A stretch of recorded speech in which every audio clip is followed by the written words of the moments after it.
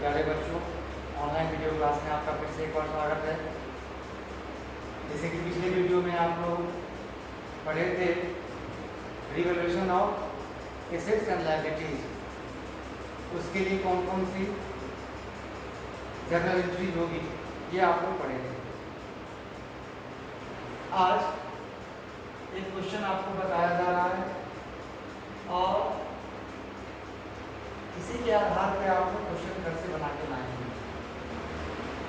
जैसे क्वेश्चन है जहाँ पे आपको दिया गया है पी क्यू एवं आर 5, 3, 2 के अनुपात में लाभों का विभाजन करते हैं। गौर करना, 3 पार्टनर पी क्यू और आर लाभ हानि को बांट रहे हैं 5:3:2। यदि 10 रुपया लाभ होता है तो 5 रुपया पी का, 3 रुपया क्यू का और 2 रुपया आर का। अब आपके मन में क्वेश्चन आता होगा कि 10 रुपया कहाँ से लाया? यहाँ पे आप ऐड करो 5, 3, 8, 10 विभाजन करते हैं। 1 अप्रैल 2019 के प्रभाव से वे अपने भविष्य के लाभों को 4:3:3 के अनुपात में बांटने का निर्णय करते हैं। अब इन्होंने निर्णय किया कि ये जो रेशियो था उसको बदला जाए। कैसे बदला जाए? तो 4:3:3 उस तिथि को निम्नलिखित पुनर्मूल्यांकन किया गया। अब जब हम लोग लाभ हानि अनुपात में परिवर्तन कर रहे हैं तो परिवर्तन करने से पूर्व उसी डेट को हमने अपने व्यवसाय में जो संपत्ति, जो एसेट्स और जो लायबिलिटीज था उसका हमने रिवैल्यूएशन किया। तो रिवैल्यूएशन जब हम लोग करते हैं, जैसे कि आपको पिछले वीडियो में बताया गया था, रिवैल्यूएशन करते समय मार्केट वैल्यू और प्रेजेंट वैल्यू यानी बुक वैल्यू और प्रेजेंट वैल्यू कितना है इसमें आपको तुलना करना है। कम।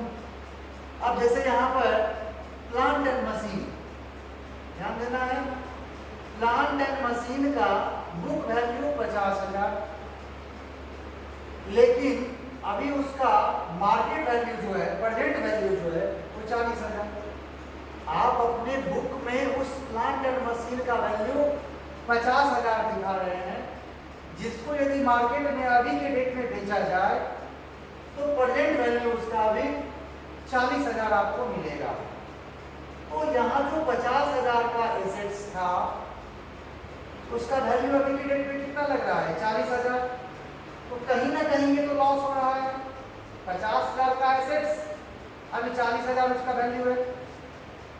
लैंड एंड बिल्डिंग, आपका ये भूमि एवं भवन, जिसका बुक वैल्यू आप लोग 80,000 रुपया लिखे हुए हैं, जिसको यदि मार्केट में बेचा जाए तो अभी उसका प्रेजेंट वैल्यू जो है वो 1 लाख है। अब आप देख सकते हो 80,000 का बुक वैल्यू था, जिसका अभी market price, market value 1 lakh, यानी कहीं ना कहीं आपको 20,000 का फायदा हो रहा है।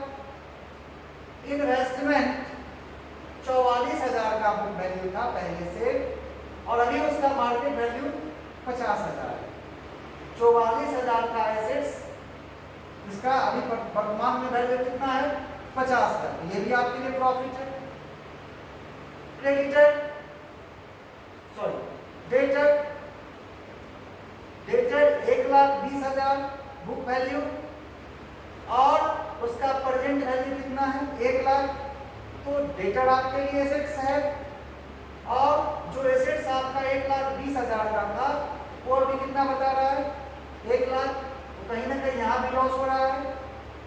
नेक्स्ट क्रेडिटर आपका 1,40,000 का था, बुक वैल्यू आपका 1,40,000 का, यानी आपका लायबिलिटीज, क्रेडिटर हमारे लिए लायबिलिटीज होता है। जो लायबिलिटीज 1,40,000 था उसका प्रेजेंट वैल्यू 1,20,000।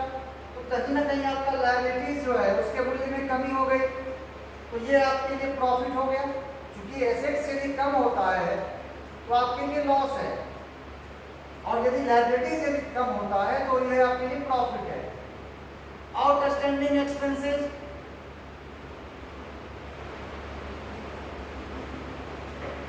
ये भी आपके लिए लायबिलिटीज है। ये 11,200 था जो 12,000 हो गया, यानी लायबिलिटीज आपका इंक्रीज हो गया, तो ये आपके लिए लॉस है। अब प्रश्न में कहता क्या है, संपत्तियों एवं दायित्वों के संशोधित मूल्य का पुस्तकों में लेखा करने के लिए साझेदार सहमत हुए। लाभ विभाजन अनुपात में परिवर्तन के कारण फर्म की पुस्तकों में आवश्यक रोजनामचा प्रविष्टियां करें और पुनर्मूल्यांकन खाता तैयार करें, यानी रिवैल्यूएशन अकाउंट तैयार करें। तो ये जो एसेट्स और लायबिलिटीज के वैल्यू में इंक्रीज या डिक्रीज हो रहा है, कमी या वृद्धि हो रहा है, इसके लिए आपको पिछले वीडियो में बताया गया था कि इसका आप लोग जर्नल एंट्री कैसे करोगे। ध्यान दें,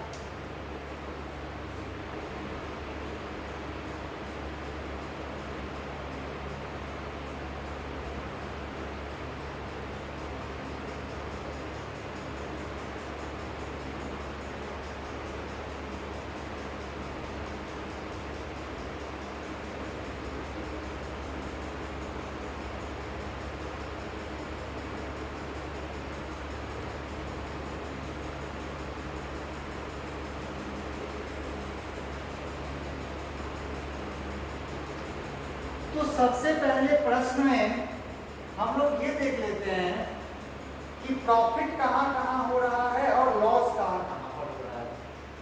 अब जैसे ये प्लांट 50,000 से 40,000 हो गया, तो ये आपके लिए लॉस। बिल्डिंग 80,000 से 1,00,000 हो गया, ये आपके लिए प्रॉफिट। इन्वेस्टमेंट 44,000 से 50,000 हो गया, ये भी आपके लिए प्रॉफिट। डेटर 1,20,000 से 1,00,000 हो गया, ये आपके लिए लॉस। क्रेडिटर 1,40,000 से 1,20,000 हो गया, ये आपके लिए प्रॉफिट। तो कहने का मतलब यहाँ पे आप देख रहे हैं लॉस हो रहा है, यहाँ पर प्रॉफिट 44,000 से 50,000, ये भी प्रॉफिट। 1,20,000 से 1,00,000 डेटर लॉस। क्रेडिटर 1,40,000 से 1,20,000, ये आपके लिए प्रॉफिट। क्योंकि लायबिलिटीज में यदि डिक्रीज होता है तो ये हमारे लिए प्रॉफिट होता है। और ये लायबिलिटीज 11,900 से 12,000, ये लॉस। तो कहने का मतलब लॉस भी हो रहा है, प्रॉफिट भी हो रहा है। पिछले वीडियो में आपको बताया गया था जब हम लोग रिवैल्यूएशन करेंगे तो यदि लॉस होता है तो रिवैल्यूएशन को डेबिट करना है, और प्रॉफिट होता है तो रिवैल्यूएशन को क्रेडिट करना है। तो यहाँ पर लॉस दिया हुआ है, तो कहने का मतलब लॉस जो है 1, 2, 3 जगह हो रहा है। तो लॉस होने पर हम लोग को क्या करना है, तो रिवैल्यूएशन को डेबिट करना है।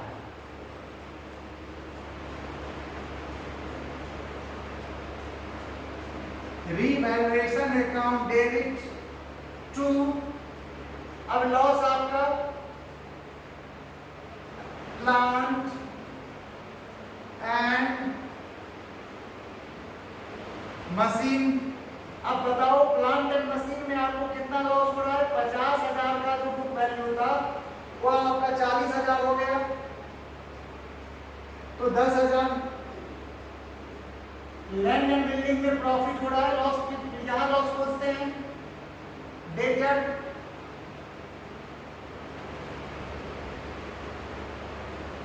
अब 1,20,000 का जो एसेट्स था वो 1,00,000 का हो गया, तो कहने का मतलब 20,000 लॉस। और आउटस्टैंडिंग एक्सपेंसेस, आउटस्टैंडिंग एक्सपेंसेस 11,200 से 12,000, यहां भी लॉस, क्योंकि लायबिलिटीज यदि बढ़ जाता है तो ये हमारे लिए लॉस है। तो कितना, 800, ये आपका हो गया 30,800। अब इसका एनालिसिस लिखना है, तो प्लांट और डेटर दोनों में कमी है और आउटस्टैंडिंग एक्सपेंसिव में वृद्धि।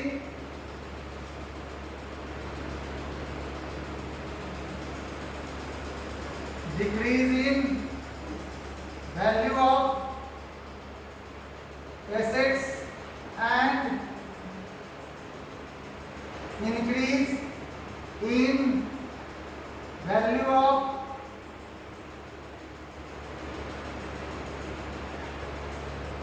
लायबिलिटीज। तो आपने जितना भी लॉस हो रहा था उसका एंट्री कर लिया। अब इसके बाद प्रॉफिट, तो प्रॉफिट आपको बिल्डिंग में हो रहा है, इन्वेस्टमेंट में और क्रेडिटर में। तो प्रॉफिट होने पर आपको बताया गया था कि रिवैल्यूएशन को क्रेडिट करना है, तो डेबिट किसे करना है, land and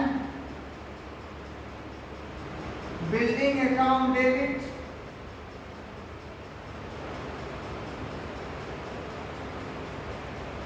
investment account debit,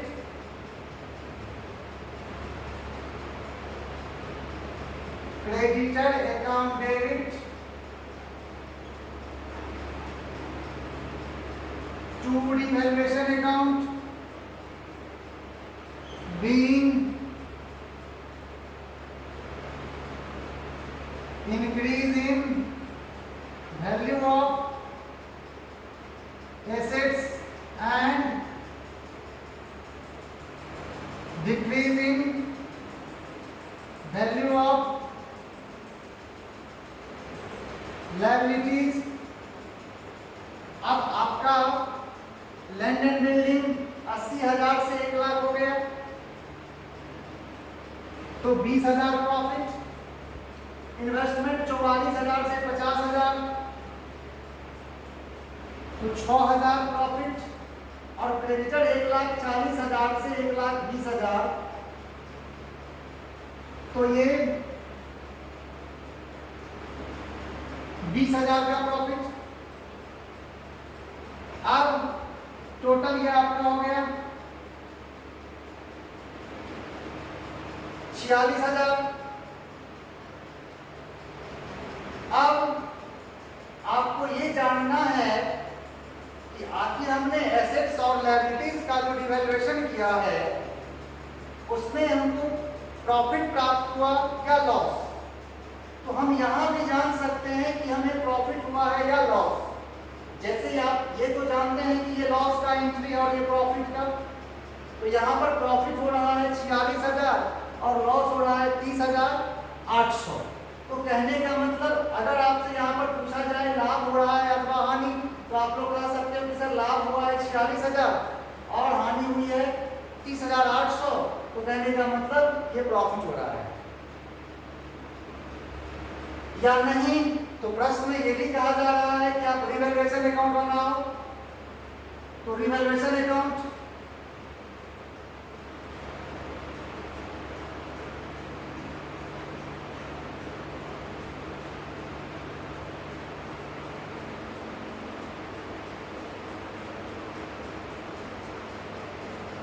तो जैसा कि आपको बताया गया था कि रिवैल्यूएशन अकाउंट नॉमिनल अकाउंट है, जो भी हानि होगा उसे हम लोग डेबिट में लिखेंगे और जो भी प्रॉफिट होगा उसे हम लोग क्रेडिट में लिखेंगे।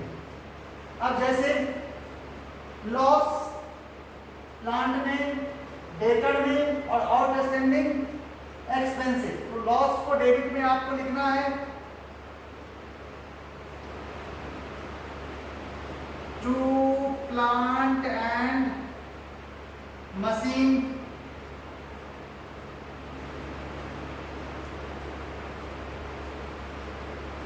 टू डेटर और टू आउटस्टैंडिंग एक्सपेंसेस। अब जो भी प्रॉफिट होता है उसको क्रेडिट में लिखना है। प्रॉफिट हो रहा है आपको लैंड एंड बिल्डिंग, इन्वेस्टमेंट,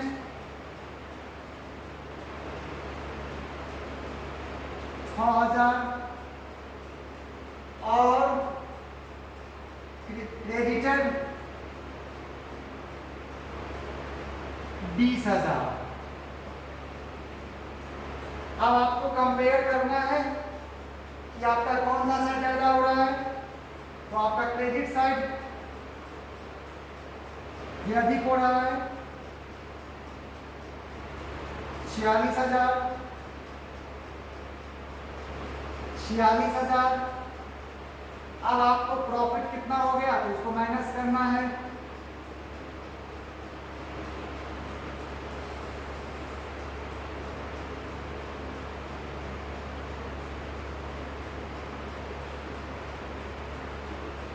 $15,200। वैसे भी आप यहाँ पे देख सकते हो कि हानि हुई है 30,800, प्रॉफिट हो रहा है 46,000।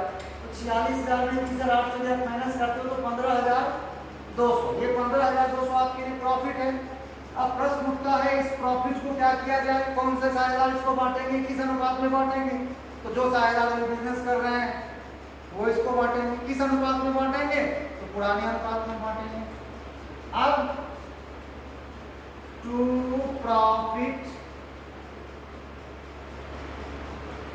Transfer to capital P Q और आर कैसे बांटोगे। तो 15,200 का old ratio R/10,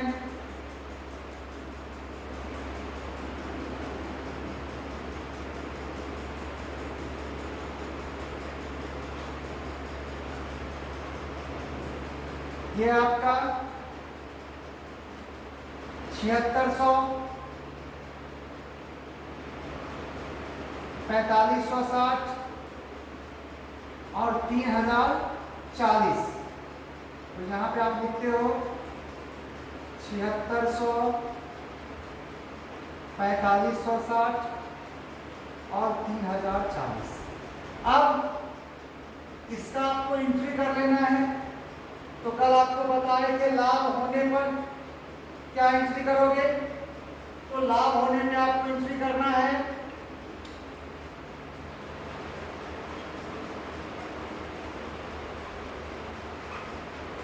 revaluation account debit, क्योंकि रिवैल्यूएशन अकाउंट को हम बंद कर रहे हैं। क्रेडिट बैलेंस है, लाभ हुआ है तो रिवैल्यूएशन में क्रेडिट बैलेंस है। अब उसको यदि हम बंद करेंगे तो उसको डेबिट करना होगा। Revaluation account debit to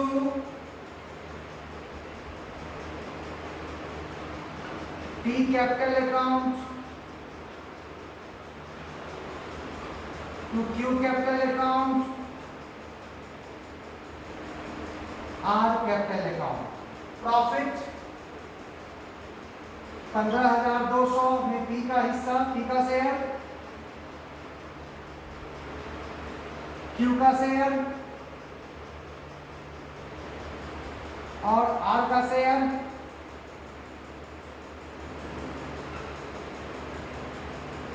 being profit on revaluation transfer to partners capital account। तो कहने का मतलब पिछले वीडियो में जो आपको बताया गया था कि आप एसेट्स का रिवैल्यूएशन कैसे करोगे, लायबिलिटी का रिवैल्यूएशन कैसे करोगे, इसके लिए एंट्री कौन कौन सी होती है, उसी पे आपको एक क्वेश्चन बताया गया। तो हानि होने पे जैसा कि आपको पिछले वीडियो में बताया गया था, हानि यदि हो रहा है तो रिवैल्यूएशन को डेबिट करना है। एक चीज तो आपको ध्यान में रखना होगा। और यदि लाभ होता है तो रिवैल्यूएशन को क्रेडिट करना होगा। तो तो जैसे प्लांट डेटर और टर्चरी एक्सपेंसेस में लॉस हो रहा था, इसलिए रिवैल्यूएशन अकाउंट डेबिट, और यहाँ पे प्रॉफिट हो रहा था। आप बगैर रिवैल्यूएशन अकाउंट बनाए हुए भी ये ज्ञात कर सकते हो कि आपको प्रॉफिट हो रहा है या लॉस हो रही है। जैसे यहाँ पे 46,000 रुपये आपको प्रॉफिट हो रहा था और 30,800 लॉस हो रहा था, तो 46,000 में से 30,800 घटाते हैं तो 15,200 ये प्रॉफिट हो गया। और प्रॉफिट को सभी साझेदारों में जो पार्टनर व्यापार कर रहे हैं उन्हें पुराने अनुपात में बांट दिया जाएगा।